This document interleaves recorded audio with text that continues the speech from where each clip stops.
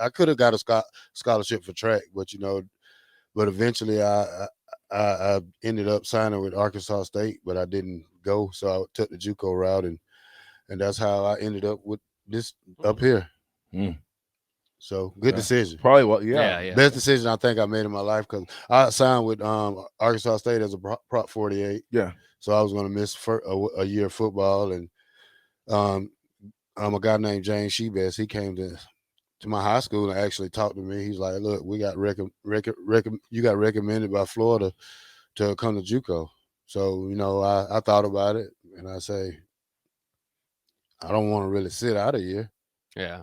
And so I took that chance, and it ended up great. You got a question? Huh? You have a question? Yeah. Ready? Yeah. From the captain's country. They say, black shirt. Do you think the kids today want to come to school for a coach that is more of a life lesson teacher and a mentor than a powerhouse school? It depends on the coach. Like Coach Osborne, he was a mentor. That's that's what he was, a mentor. I mean, if you could be a mentor in a power school, then that's a great combination. I mean, if you're trying to say come up here for Mickey, these kids would come. I know they would. I mean, because let me tell you one thing about this. Being a mentor is a great thing to kids, because if you don't talk to these kids and you show them that you don't talk to them, then they know you don't care. And so once they know you don't care, I mean, then they don't Why care. should they care?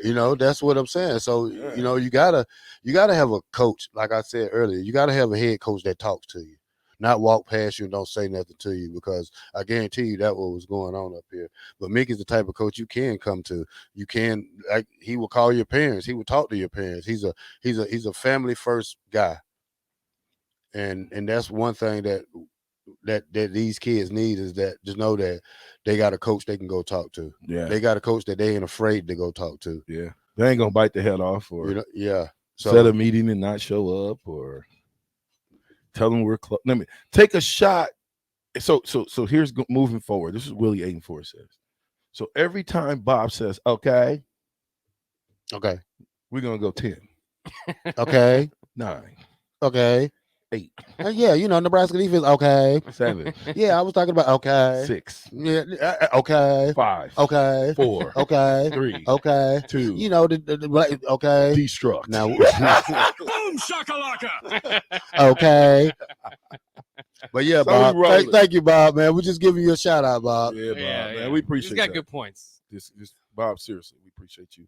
Keep calling. Bob ain't gonna never stop calling. Bob has got to be the biggest Husker fan in the country, in the world. I couldn't get his "Go Big Red" out of him. You boom shot too early. Well, that's what I'm saying. Bob's got to be more precise. Don't go long-winded, Bob. You got to go for like a minute and a half of just hit him hard on what you think, Bob, and then hit him with the "Go Big Red." Yes, I was at Bob. When you say okay, Bob. I was gonna say Bob. You was trying to help him.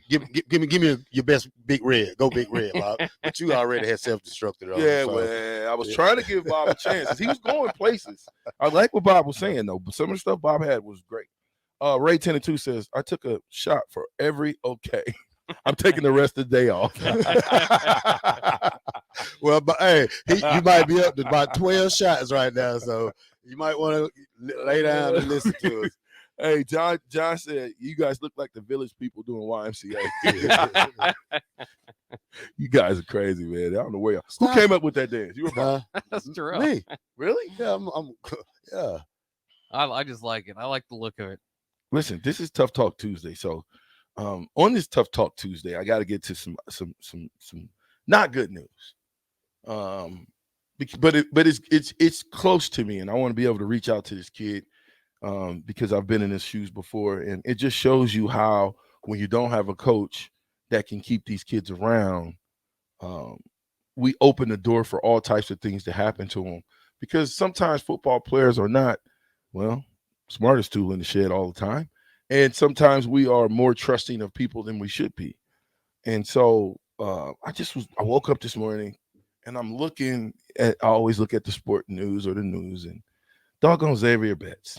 Mm-hmm. Yeah, I seen that. Arrested for speeding. He was speeding in Sarpy County. But this goes to show you, when your football career is over, So is everything else. Because Sarpy County is where Bellevue is. It's Sarpy County. That's his home. Yeah, that's Sarpy County. Where he was speeding at, I don't know. But he had a warrant out of Iowa, for whatever controlled substance or something like that. He got whatever. He didn't go to court for it. It was a court appearance. He didn't go to court. Forgot. Now he's in the slammer. Those are the dudes that I'm talking about that need the help. Those are the dudes that need the conversation. Those are the dudes that could have used the former players. If Scott was connected to the former players, the right former players, then he could have sent the right former players in to talk to young Betts, try to figure out what's going on in his mind. Why is he throwing football away? And now you see how it's just a snowball effect. Yeah. I hate that happened to him because that was a good kid and he was a great athlete and he could have helped us. Could you imagine if we had Betts? Oh, yeah. Talk about blowing the top off. Having two to blow the top off. But somebody had needed to, and I talked to him. I talked to Betts, but I think at that point it was too late. He had already quit the team. He had felt like having fun and kicking it and working at Walmart was the best, and going to school was the best for him. And I could have told him, son, that's not the best. Finish what you started. You started at Nebraska. Let's finish your career there, and see what happens. But don't quit. Now he quits. Look where we're at now. Yeah, you just kind of wonder who he's listening to, right? Like who got in his ear, and that's to your point. Maybe they could have, had the right person in place, because I know there are people on the text line and people that'll say, he quit the team on his own free will or whatever. We spent enough time with him. But you've said it before, and you kind of hear it from every player when you talk about him. There's a time in everybody's career where it's just you feel like you're frustrated, you're not getting playing time, whatever the case may be. You think about leaving, and you have to be reeled back in. And they just didn't have the right people to reel them back in, I suppose. Yeah. Anyway, talk about playing time. Oh my God. Come on, man. You fumbling off. Okay, so talk about playing time. I really and truly think Yant needs more time. He needs more carries. 4 is not enough. Not in this Big Ten. Again, I don't care who the coach is, okay? I don't care who the coach is. You have got to run the ball on 1st and goal from the 4. I don't care. 1, you can run time off the clock. That's number 1, right?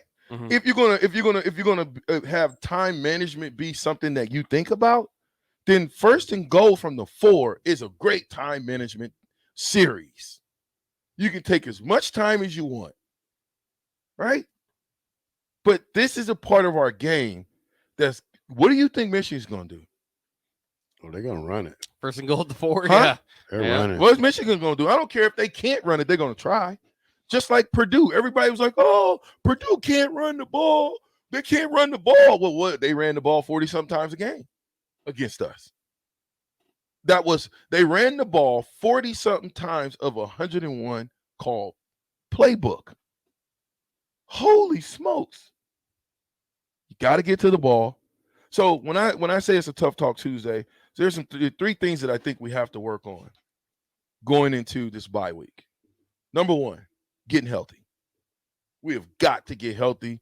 We want Casey to get healthy, because he can't throw those interceptions in that situation, especially when you got a guy wide open. The 2 interceptions was just duds on his part as far as the throws go.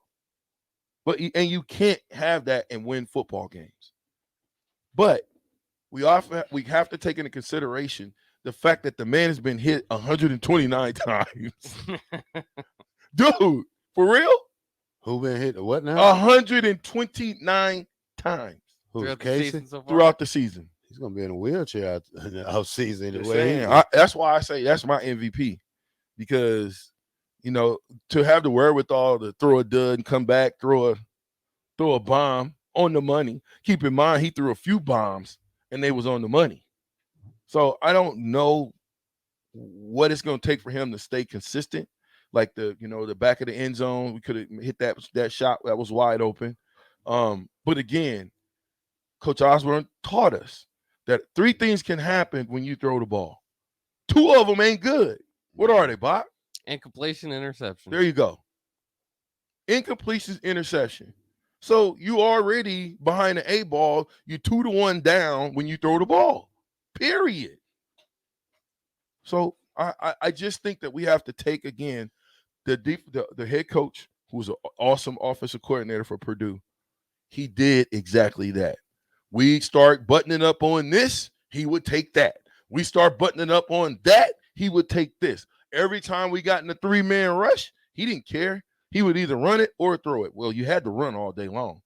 We forced him to run. I thought we would have forced him to pass. Keep him one-dimensional. So it was that, getting healthy. Yant needs to get the ball. 4 carries for the big fella. You got a back that's that big and that strong back there. I want to play with him in the open field. You know, I want him to come downhill, bust up their linebackers. Because look, if Casey taking hits takes a toll on him, what taking hit takes a toll on them? When those linebackers have to, could you imagine if you had to tackle Big Yant 10 times? Full speed. Sting a little He bit. might bust your neck open. He might break your helmet. That what you say? I'm just on saying. on my defense. No, just you. No, don't bring nobody else in it. Well, I have to. No. Them are my guys. But How my about on this defense? Just throw you out no, I'm I tripped down like I did trying to tackle Lawrence Phillips. you gonna ankle bite him. No, I just tripped myself up in the hole. Oh, you didn't make the play? I'm not tackling Lawrence. Oh, you know that. So what you telling me is, if it was you and Yant one-on-one, how many times you? Sometimes a guy that size ain't really that hard, so you got to think about it. I mean, I'll try. That's true. I'll try to see how it goes the first time, and then if I don't feel like he's bust your chin strap off. then I'm coming at him. Okay. You know, then you're going to get the truth. Because you got to understand, I played against, and I tell you what, I underestimated this guy in junior college, and played for the Cincinnati Bengals, Corey Dillon. Mm-hmm. I really didn't really think about what I was doing when I went up and hit him one time, and I didn't get ran over, but I hurt my shoulder because I didn't know he was gonna pack a punch like that. That's what I'm saying. And that's the first time I really felt pain as playing linebacker off line, because you know in high school I played on the line too. So it's like Troy Davis from Iowa. That guy was little, but he packed a punch. His blocking, oh my God, this guy can block, and he knocked you know what out of me. So it depends if that guy. I mean, a guy can look big, but if he don't look tough to me, I'm gonna try him. That's what I'm talking about, though. That's why we need to run Yant. Soften these dudes up a little bit. I believe that he would hit him in the mouth.